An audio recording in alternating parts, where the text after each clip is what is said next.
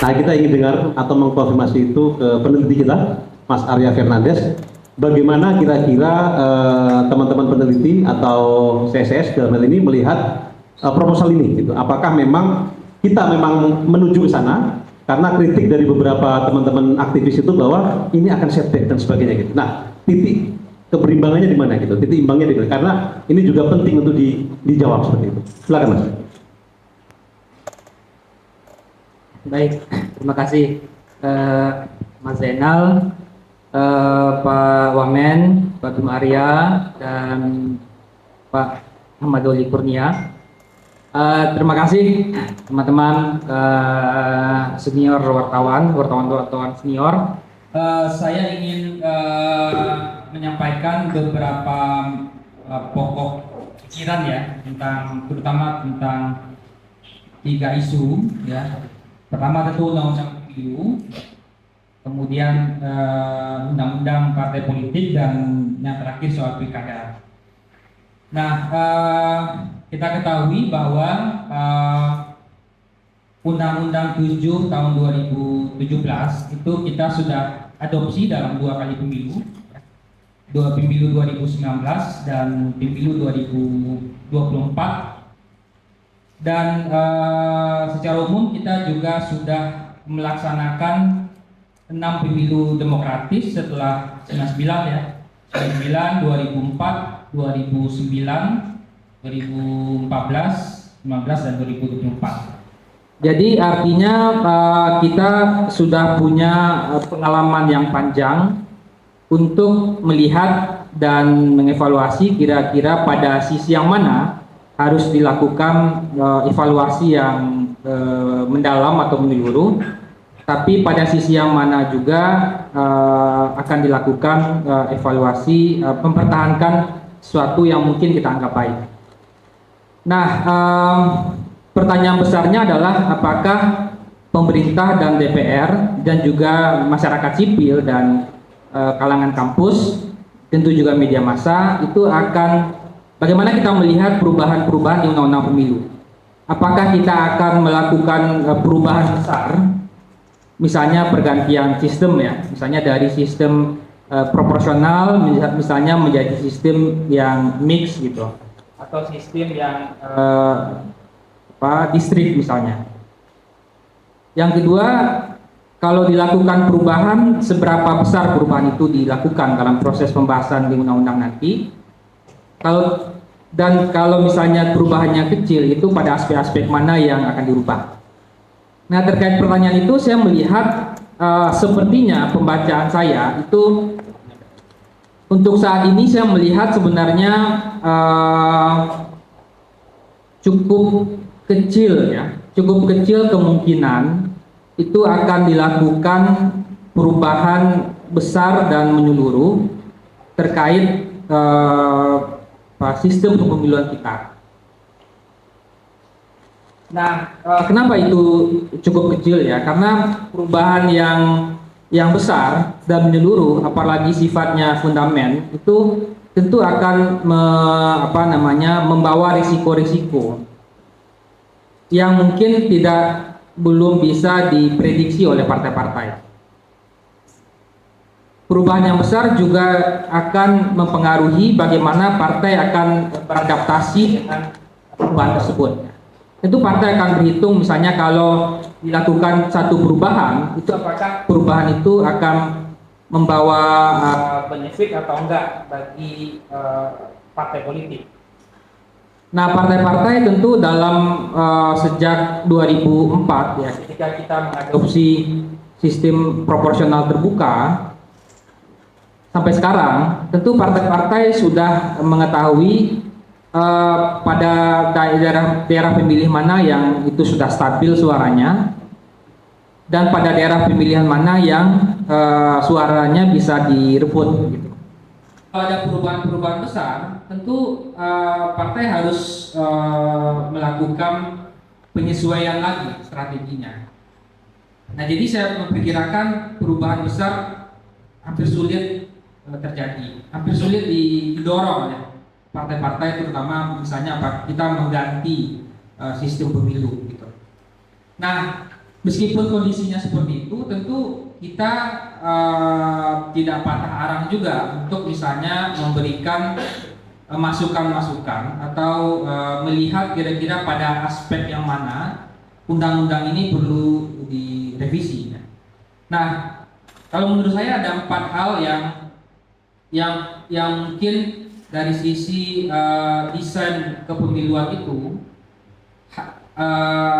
pemilu itu harus setidaknya menghasilkan 4 output ideal. Ya. Nah, output ideal yang pertama tentu sistem pemilu yang baik itu harusnya itu mendekatkan antara wakil rakyat yang terpilih atau anggota DPR terpilih dengan konstituen. Nah, dalam kelemahan sistem proporsional terbuka itu tentu anggota DPR itu akan bertarung pada daerah-daerah yang punya suara yang banyak. Misalnya kita ambil contoh Kalimantan Tengah. Kalimantan Tengah itu daerahnya banyak, tapi dia mungkin terkonsentrasi di beberapa wilayah utama, misalnya Palangkaraya, Kota Waringin Barat, gitu ya.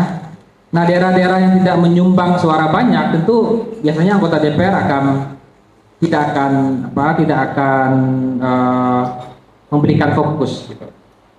Nah, jadi menurut saya desain kepemiluan yang ke depan itu harus memperkuat itu. Nah, sehingga kalau itu terjadi, itu orang memang benar-benar memilih karena memang dia sadar bahwa anggota DPR tersebut punya kapasitas dan mampu bekerja dengan baik. Nah, aspek yang kedua yang perlu dipertimbangkan adalah bagaimana undang-undang ke depan itu dapat meningkatkan kualitas anggota DPR. Nah, faktor kualitas ini penting karena di sisi pemerintah itu banyak situasi perbaikan yang terjadi. Maksud saya begini, sisi perbaikan itu misalnya ASN-nya semakin teknokratis, semakin berpengalaman, semakin punya kapasitas, semakin ahli, gitu ya. Kenapa? Karena misalnya banyak kesempatan kepada ASN untuk memperbaiki kualitasnya, misalnya studi, beasiswa segala macam. Nah, jadi pemerintah juga dilengkapi dengan birokrasi yang besar untuk membuat kebijakan atau untuk berhadapan ketika rapat dengan DPR. Ada dirjen, ada dan birokrasi yang besar untuk mendukung supaya misalnya ketika menteri rapat dengar pendapat atau rapat kerja dengan DPR itu dia para menteri tersebut biasanya didukung oleh sumber daya yang bagus. Nah, tapi di DPR situasinya kan beda. Staf ahli DPR terbatas, ya. Beberapa di antara anggota DPR mungkin juga situasinya ketika berhadapan dengan pemerintah juga tidak mudah, gitu ya. Nah, jadi sistem desain pemiluan ke depan saya kira harus meningkatkan kualitas itu. Nah, yang ketiga tentu soal bagaimana desain kepemiluan itu membuat pemerintah bisa stabil, bisa efektif, ya. Nah, ini tentu juga terkait misalnya seberapa banyak atau bagaimana tingkat fragmentasi partai. Nah, kalau partainya banyak, tentu presiden terpilih itu tentu akan susah untuk membuat koalisi karena dia harus berkompromi dengan banyak partai. Kalau fragmentasinya bisa kita tekan lebih rendah, itu proses pembuatan koalisinya bisa lebih mudah dan itu akhirnya membuat pemerintah bisa efektif. Nah, yang keempat tentu adalah terkait menurut saya adalah soal bagaimana hubungan dengan eksekutif dan legislatif. Nah, ini juga penting terutama dalam 2 pemilu terakhir itu sistem pemilu kita tidak berhasil membuat adanya kontrol legislatif yang yang kuat, yang berarti. Nah, jadi pemilu 2000 ya sudah lama, tapi dalam 2 pemilu terakhir itu nyaris tidak ada partai oposisi, ya, tidak ada kontrol yang kuat di DPR. Padahal esensi dari pemilu itu adalah kompetisi. Selesai pemilu justru kompetisinya tidak terjadi. Nah, apa yang perlu dirubah ya dari sisi ini gitu. Nah, itu bagian pertama yang ingin saya sampaikan. Bagian yang kedua adalah soal isu-isu krusial gitu. Nah, kalau kita lihat itu ada beberapa isu-isu krusial yang harus dibicarakan lebih awal, tapi ada juga isu-isu turunan yang mungkin bisa dibicarakan sambil jalan. Nah, isu-isu krusial itu satu adalah soal sistem pemilunya. Kalau kita lihat sistem pemiluan itu tentu ada varian-variannya, ada variasinya. Pertama adalah apakah kita akan mempertahankan sistem proporsional terbuka atau merevisinya, ya. Sekarang juga muncul diskursus soal pemilu campuran, sistem pemilu campuran yang mengkombinasikan antara sistem proporsional dengan sistem mayoritarian, ya. Modelnya ada dua, ada yang paralel, ada yang satu lagi apa? Satu paralel, ada multi, ya, ada dua model gitu. Yang proporsionalnya apakah open list, closed list, atau free list gitu. Nah, menurut saya dalam hal ini, kalau saya pribadi mungkin kita tetap mempertahankan sistem proporsional, ya. Karena kalau kita melakukan perubahan yang besar, terutama mengganti dari proporsional ke mix gitu, itu butuh waktu dan kita belum punya pengalaman melakukan itu. Di 99 kita masih proporsional, meskipun ketika itu proporsionalnya dengan list tertutup, ya. Kemudian semi terbuka di 2004 ketika Mahkamah Konstitusi mengabulkan suara terbanyak, ya. Dan full proporsional terbuka di 2009. Nah, kalau kita rubah jadi mix itu tentu butuh waktu, kita belum punya pengalaman, dan belum tentu juga itu akan lebih baik, ya, bagi kondisi politik kita. Dan memang ada beberapa negara yang mengubah dari proporsional menjadi mix, ya, misalnya Jerman atau Italia gitu. Tapi tentu di sana punya kultur politik yang berbeda gitu. Dan proses sosialisasi menjadi mix juga butuh waktu, saya kira panjang gitu. Karena orang akan dihadapkan pada dua model surat suara. Jadi menurut saya terhadap itu saya kira mungkin kita bisa pertahankan. Nah, bagian kedua soal district magnitude, ya, atau berapa alokasi kursi per daerah pemilihan. Nah, ini yang menurut saya perlu kita turunkan dari untuk DPR RI sekarang ini 3 sampai 12, 3 sampai 10, ya. Mungkin kita bisa turunkan 3 sampai 6 supaya linkage antara anggota DPR terpilih dengan konstituennya bisa semakin kuat, ya. Dan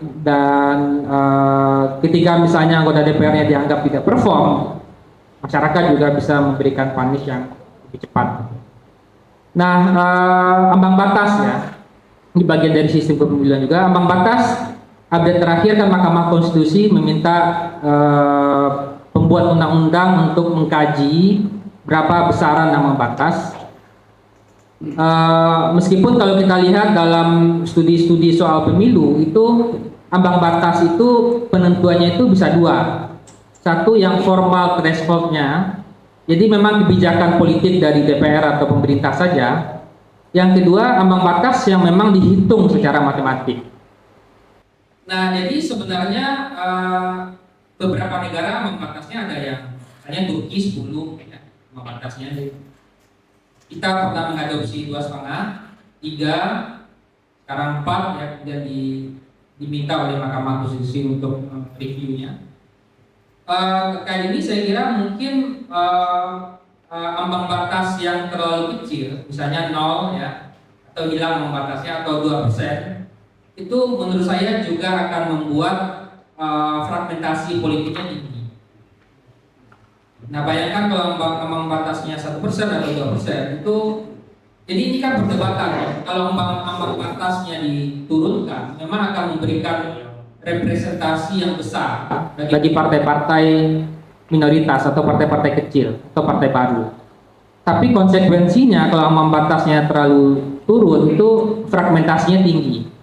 Kalau fragmentasinya tinggi, partainya banyak di DPR, tentu proses pembuatan kebijakan di DPR akan sulit, atau proses pembuatan koalisi akan sulit. Nah, jadi kita akan trade off antara representasi dengan pemberitaan yang stabil, yang efektif gitu. Nah, bagaimana cara keluar dari trade off itu? Menurut saya adalah memilih angka yang moderat. Moderat misalnya di angka 2,5 atau di angka 3%. Jadi representasinya dapat, tapi pada satu sisi pemberitaan yang efektif atau stabilnya juga dapat. Nah, ya yang kedua soal kualitas. Tadi linkage tadi ya.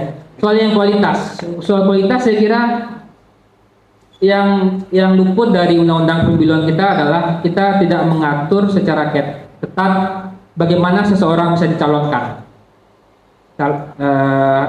Caranya hanya normatif, usianya segini, ada KTP, punya kartu anggota partai gitu. Nah, menurut saya harus dibuat lebih berat ya. Misalnya dia harus menjadi anggota partai untuk jangka waktu tertentu, sehingga partai juga punya tanggung jawab untuk mencari anggota-anggota yang berkualitas tinggi untuk bisa dicalonkan. Saya kira itu dulu, Mas Zainal. Terima kasih. Partai yang efektif di Indonesia. Nah, kalau kita hitung, itu sebenarnya jumlah partai yang efektif supaya juga proses relasinya dengan eksekutif itu mudah, ya, dan supaya pemberitaannya efektif, itu angkanya itu sekitar 7,2.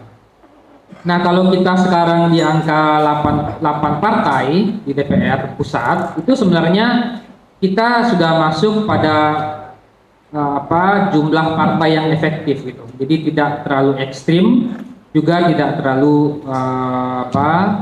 sederhana. Nah, karena kalau kita paksakan melalui rekayasa engineering pemilu untuk mendorong agar partai itu berada di level 5 sampai 6, itu sepertinya susah. Apalagi kalau kita lihat tradisi dan budaya politik kita yang sangat kompleks, beragam gitu ya. Ideologi politiknya juga beragam. Jadi memang idealnya memang kita sudah di angka 7-8 partai sudah oke sebenarnya. Nah, itu tidak menyulitkan juga bagi pemerintahan baru untuk membangun koalisi. Juga representasinya juga ada. Tapi yang jadi persoalan adalah yang selalu kita belum ketemu jawabannya adalah bagaimana memastikan pemilu itu, bagaimana memastikan bahwa DPR itu melakukan tugasnya sebagai kontrol kebijakan bagi eksekutif. Nah, hampir selalu setiap kali pemilu itu terbangunnya kelompok oposisi yang berlembaga di DPR itu hampir selalu tidak pernah terbukti, tidak pernah terjadi ya. Padahal sebagai negara demokratis kita tentu butuh ada pandangan alternatif dari Senayan. Nah, yang kedua yang saya sampaikan adalah soal listrik magnitude yang Bang Boy sampaikan ya. Nah, tentu ini tadi Bima juga sudah sampaikan soal listrik magnitude ini kan soal hidup mati partai, terutama partai-partai menengah bawah. Karena kalau dilakukan perubahan itu tentu akan mengubah konstelasi ya. mungkin caleg yang kalau pakai distrik magnitude 3 sampai 10 partai tertentu dia sudah aman kursinya gitu ya. Dan kalau kita lihat sejak 2004 atau 3 kali pemilu itu kan jarang sekali ada pergeseran kursi. Kalau itu misalnya dari partai, saya pernah lihat gitu ya, kalau ada perubahan kursi itu biasanya partai-partai nasionalis itu akan lari ke partai nasionalis juga. Sementara partai berbasis agama itu akan lari ke partai agama. Memang ada yang switch gitu ya, ada yang nggak seperti itu, tapi kasusnya nggak banyak. Dan perubahan-perubahan yang besar itu juga misalnya Golkar ya, kalau dia jarang sekali, mungkin tidak banyak ya, yang misalnya kalau di pemilu sebelumnya Golkar bisa menang di 50 dapil misalnya. Kalau ada perubahan itu biasanya perubahannya juga kalau incumbentnya kalah itu bisa larinya kepada penantang baru yang juga berasal dari partai yang sama. Kalau dia hilang, dia mungkin akan hilang ke Demokrat, ke Gerindra, segala macam gitu ya. Jadi perubahannya sebenarnya nggak terlalu banyak karena indeks volatilitas kita itu udah rendah gitu ya. Jadi perubahan-perubahan suara partai itu sulit sekali terjadi dalam waktu yang cepat. Misalnya partainya Pak Bima, PAN itu kan dari 2004 sampai sekarang kan itu di angka 6 sampai 8%. Nah kecuali sekarang karena menterinya udah banyak mungkin bisa 10 lagi mas ya. Minimal ya. Nah Golkar juga begitu. Nah Golkar kan juga ada pernah drop yang cukup dalam setelah reformasi. Kemudian naik turunnya kan juga sekitar 3 sampai 5% ya. Itu pun kalau terjadi krisis yang besar di tengah partai. Tapi kalau dalam situasi stabil itu karena volatilitas indeks kita itu udah rendah, itu perubahan-perubahan suara partai itu nggak akan gerak di atas 3%-an. PDIP terakhir juga hilang 3%, Golkar naik 3% gitu ya. Nah, dalam kondisi seperti itulah yang kemudian menyulitkan bagi partai-partai baru saya kira. Apalagi dengan kondisi barriers to entry-nya tinggi ya. Misalnya harus punya gedung, harus punya rekening, jumlah anggota harus sekian, kan syarat masuknya berat sekali sebenarnya kalau kita lihat keikut serta partai di Indonesia dibandingkan dengan negara-negara lain ya. Nah, tentu akan ada kompromi misalnya dalam hal distrik magnitude, tapi saya kira perlu kita coba ya. Dan tentu harus dilakukan skenario-skenario misalnya kalau alokasi kursinya diturunkan dari 3 menjadi 3 sampai 6 atau 3 sampai 8, itu tentu jumlah daerah pemilihannya bisa bertambah. Nah, bagaimana menghitung jumlah pemilihan yang bertambah itu tentu juga butuh simulasi ya, dan partai biasanya akan terima kalau itu menguntungkan semuanya ya. Jadi nggak ada yang mendapatkan keuntungan yang lebih banyak dibandingkan yang lain. Saya kira begitu. Dan soal penyederhanaan partai, kita kan sudah menempuh beberapa cara ya. Misalnya PT ya dari 2,5 ke 3,5, 3,5 ke 4 juga jumlah perubahannya nggak terlalu besar. Distrik magnitude-nya belum pernah kita coba. Mungkin itu salah satu cara untuk menyederhanakan partai. Tapi kalau saya lihat, kalaupun distrik magnitude-nya dikurangi, partai kita masih di angka 6 dan 7. Sulit sekali partai akan turun ke angka 4 atau 5 partai. Ya. Kan memang lebih baik kita mengurangi besaran distrik magnitude itu ketimbang misalnya kita menghanguskan suara yang sudah ikut pemilu kan sebenarnya. Jadi kalau kita pilih nih antara opsi PT dengan opsi distrik magnitude untuk penyederhanaan partai yang sekalipun menurut saya sekarang sudah sederhana. Kan sederhana itu sederhana di parlemen, sederhana ikut pemilunya kan gitu. Daripada kita menghanguskan suara yang udah ikut, ya capek kayak gitu. Mending kita perbedaan umumnya kita sempit. Akhirnya partai kayak Pak Bima, kalau kita ada itu aman. 3 sampai 5 pun aman. Ya, saya sependapat yang distrik magnitude-nya kita bisa intervensi di sana. Tapi PT menurut saya harus tetap Kalau menurut saya pribadi harus tetap dipertahankan, harus ada. Karena pertarungannya kalau PT-nya rendah, itu pertarungannya akan di Senayan, ya. Partai ketika tahun 2099, 2004 ketika ada voting atau ketika ada apa, itu biasanya partai kecil itu ongkosnya mahal. Nah, jadi tentu proses pembuatan kebijakan atau undang-undang itu menjadi lebih panjang, jadi lebih lama karena proses orang yang akan dinegosiasinya jadi banyak. Kalau sekarang 8 itu mungkin bisa jadi 12 nanti. Kira gitu Bang. Pak Arya, silakan. Terakhir sesi ini. Baik, terima kasih Pak Alex, Pak Erwin sama Mas Gary ya. Saya ingin fokus pada dua hal ya. Pertama soal kualitas pemilu ya. Kalau kita lihat setidaknya kan ada 3 indikator untuk kita melihat seberapa berkualitas pelaksanaan pemilu kita. Satu tentu partisipasi ya. Kalau kita lihat partisipasi relatif, kalau ukurannya adalah seberapa banyak orang yang memilih, tentu kita nggak ada isu soal itu. Karena dalam beberapa pemilu terakhir, partisipasi kita selalu di atas angka 75, bahkan di atas angka 80. Tapi seberapa berkualitas partisipasinya, apakah dia memilih karena kualitasnya, karena pencapaiannya, itu tentu persoalan yang berbeda. Itu diskusi yang lain. Jadi soal partisipasi, oke, tidak ada masalah. Indikator yang kedua ya adalah soal kompetisi, seberapa kompetitif ya. Nah, ini yang mungkin jadi catatan yang cukup serius ya.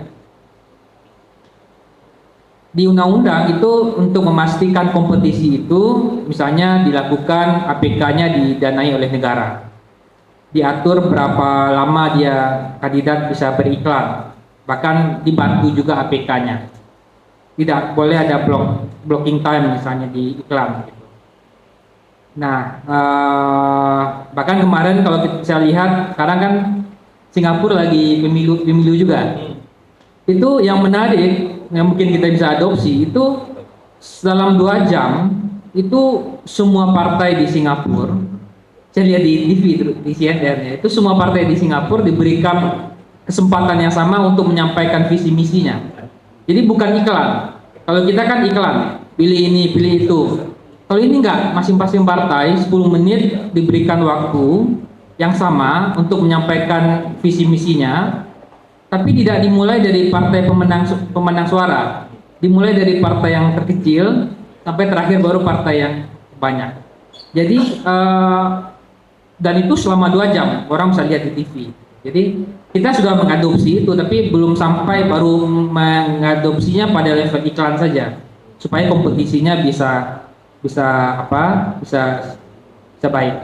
Nah, tapi soal kompetisi ini kalau kita lihat sebenarnya pemilu kita kemarin menurut saya nggak kompetitif gitu. Nggak kompetitif karena kalau kita lihat angka dari kandidat yang terpilih yang berasal dari dinasti politik, dugaan saya itu tinggi sekali. Bukan tinggi ya, lebih meningkat dibandingkan sebelumnya. Karena persoalan para incumbent ini sebenarnya Bang Saleh sama Bang Goli ini kan bertarung dengan politisi, dengan dinasti. Dan banyak incumbent yang tumbang karena tarung sama anak gubernur gitu ya. Nah, memang Mahkamah Konstitusi sudah menghapus itu. Tapi sebenarnya kalau DPR mau bisa masukkan lagi pasal dinasti itu dengan beberapa penyesuaian. Dan di banyak negara juga diatur sebenarnya di dinasti itu. Misalnya ada satu negara saya lupa di mana, itu nggak boleh ada dinasti yang maju pada jabatan yang sama. Misalnya eksekutif gitu ya. Kalau misalnya incumbent-nya adalah dinasti, kemudian mau maju anaknya di jabatan yang sama, itu nggak boleh. Kalau kita kan kemarin melarang untuk periode waktu tertentu, dia baru boleh maju kalau sudah melewati satu jeda periode pemiluan. Itu yang dibatalkan MK. Tapi kita bisa atur, dia nggak boleh maju di jabatan yang sama. Misalnya kalau dia eksekutif, presiden atau wakil presiden, dia nggak boleh maju keluarganya di jabatan yang sama. Kalau dia di DPR, dia nggak boleh maju juga di jabatan yang sama. Atau kalau dia bupati, wali kota, dia nggak boleh maju di jabatan yang sama. Itu membuat kompetisinya lebih terukur gitu. Jadi orang kayak Bang Marbawi, saya itu bisa maju juga tanpa harus bertarung dengan dinasti misalnya. Nah yang kedua, saya kira adalah di daerah yang sama, di daerah dan di posisi yang sama. Misalnya dia maju wali kota di daerah yang sama saat kepala daerah itu tengah menjabat, kecuali udah nggak menjabat. Jadi kita nggak hitung lagi dia satu periode gitu ya. Tapi ketika dia menjabat, misalnya dia menjabatnya gubernur, kemudian dia maju wali kota, dia maju DPR, anaknya ganti gubernur. Nah itu kan memang di pemilu 2020 banyak sekali kayak gitu. Misalnya Sumsel, Alex Nurdin 2 periode, kemudian anaknya maju, Dodi Alex Nurdin, untung aja kalah misalnya. Di Kalbar juga begitu, Cornelis maju 2 periode di Kalbar, anaknya maju, kalah juga. Tapi memang ada juga yang menang. Kalau kita lihat kemarin di pilkada, ada yang tukar guling aja. Bahkan di DPR sekarang ada yang suami istri, bapak anak, segala macam gitu. Nggak kompetitif sekali pemilu kita. Banyak itu yang suami istri itu ada 10 pasangan kali. Jadi bupati juga anaknya. Iya. Nah jadi itu saya kira perlu diatur ya. Oke. Nah yang kedua adalah soal masyarakat tadi ya. Kita memang nggak bisa serahkan ya, kita Bang Doli tadi misalnya satu daerah pemilihan ada 10 caleg kali 15 partai kali lagi DPR RI-nya, DPRD-nya, DPD segala macam, ada 1000-an caleg. Nah, mungkin masyarakat punya kemampuan, punya waktu untuk melihat satu persatu. Jadi memang akhirnya memang ini harus kita berikan kepada partai politik. Jadi partailah yang kemudian betul-betul melakukan seleksi sehingga kita bisa mendapatkan kandidat yang berkualitas gitu. Tapi kita paham juga cara pikir partai, kan partai orangnya bukan persoalan, mau dia ini mau dia itu nggak penting, yang penting kan dapat kursi. Partai kan berpikirnya seperti itu. Nah ini kan agak rumit jadinya. Kalau partai berpikirnya seperti itu kan kita akan susah dapat kandidat yang bagus gitu. Makanya di undang-undang partai kita perlu taruh misalnya dia harus beberapa tahun jadi anggota partai, nggak bisa langsung maju. Untuk DPR RI misalnya dia harus 3 tahun atau 2 tahun sebelum pemilu jadi anggota partai, atau dia pernah mengikuti jenjang kepemimpinan di partai ya. Nah jadi itu menurut saya penting. Yang ketiga terakhir mungkin soal waktu, kenapa ini penting, signifikan, kita bahas lebih cepat gitu. Pertama tentu supaya kita sebagai warga masyarakat punya waktu yang panjang juga untuk menguliti revisi undang-undang ini. Yang kemudian supaya tidak ada JR-nya juga nggak banyak. Kalau dia dibahas baru beberapa bulan sebelum tahapan dilakukan, pasti JR-nya akan banyak kayak Mahkamah Konstitusi. Nah kemudian untuk meminimalkan JR itu ya waktunya harus panjang dibahasnya sehingga ada perbaikan-perbaikan. Dan yang terakhir menurut saya adalah, ini nggak tahu apakah memungkinkan atau tidak, mungkin JR itu perlu dibatasi waktunya. Jadi dia nggak bisa dilakukan ketika tahapan sudah mulai. Kalau tahapan pemilu sudah mulai, kemudian tiba-tiba ada orang JR, Mahkamah Konstitusi membuat putusan baru, itu kita nggak bisa bayangkan, partai harus melakukan penyesuaian lagi dan penyelenggara juga. Nah ini bisa ada contohnya, misalnya penegak hukum, KPK, kepolisian, kejaksaan misalnya menunda proses penyelidikan dan penyidikan sampai pilkada selesai, misalnya, yang pilkada kemarin. Jadi mungkin ini penting juga, mungkin apakah di aturan peralihan, mungkin saya nggak tahu, tapi mungkin saya kira perlu diatur juga gitu. Karena kita nggak bisa prediksi putusan MK itu akan seperti apa. Banyak ada kejutan-kejutan. Kira begitu. Terima kasih.